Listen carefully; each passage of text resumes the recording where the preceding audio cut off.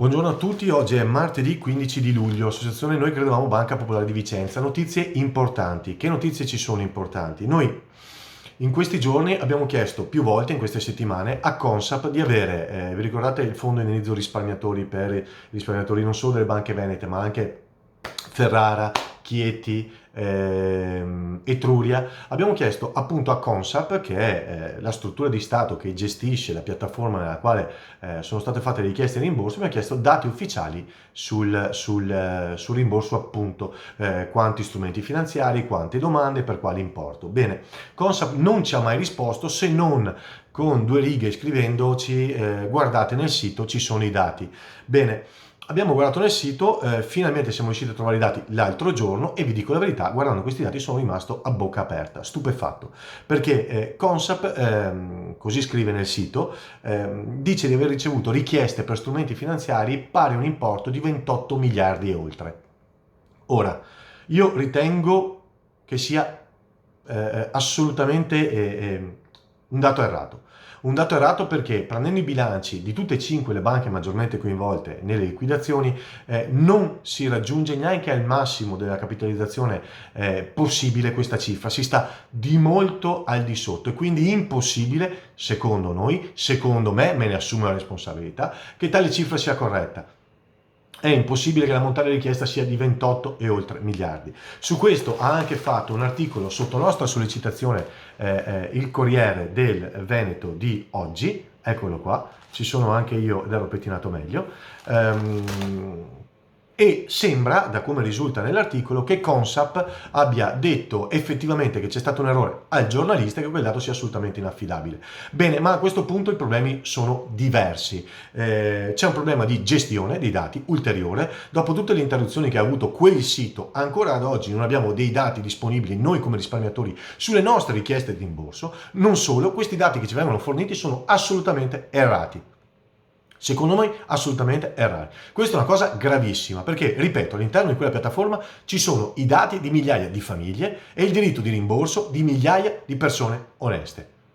Bene, quindi a questo punto noi abbiamo mandato immediatamente una mail di richiesta di giustificazioni di quei dati a Consap e vediamo se ci risponde. E non solo, stiamo preparando una lettera per richiesta di incontro, un incontro chiarificatore a Roma al Premier Conte in prima persona, che è colui che ha accolto i risparmiatori in prima istanza come prima forma del suo governo, come primo incontro, impegno del suo primo governo Conte. Bene, abbiamo chiesto un incontro a Conte, abbiamo chiesto anche un incontro al ministro competente, cioè al ministro Gualtieri, chiedendo che facessero un incontro, che facciano con noi un incontro chiarificatore con noi, Consap e tutte le parti sociali prese in causa, perché è inammissibile che si possano fornire dei dati del genere sui quali poi dovrebbero basarsi i rimborsi del nostro fondo. Se questa è la partenza, e non è la partenza perché non è il primo errore, sono diversi errori, chi ha vissuto la piattaforma sa che è stata bloccata per diverse volte, diversi giorni, con diverse cancellazioni anche di profili. Bene, se quella è la gestione del software e il risultato del software che dovrebbe darci i rimborsi, siamo non preoccupati di più su modi e tempi. Siamo preoccupatissimi, è quindi necessario porre rimedio. Abbiamo chiesto un incontro ufficiale, ripeto, a Conte e a Gualtieri, stiamo scrivendo la lettera, la manderemo via in queste ore. Chiediamo a voi di condividere questo video perché è importantissimo. Ok, i media nazionali non parleranno di questa cosa, quindi vi chiediamo la gentilezza di condividere questo video, per noi sarebbe importantissimo.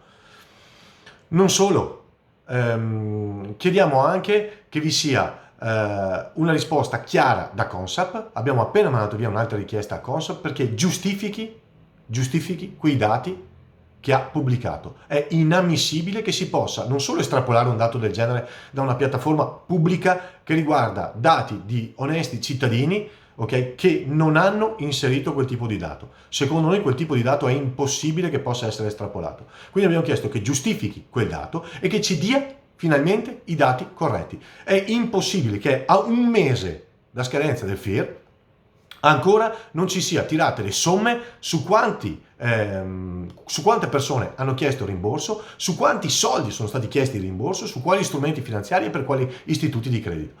Questo è inammissibile, quindi vi prego, dateci forza, condividete questo video, ok?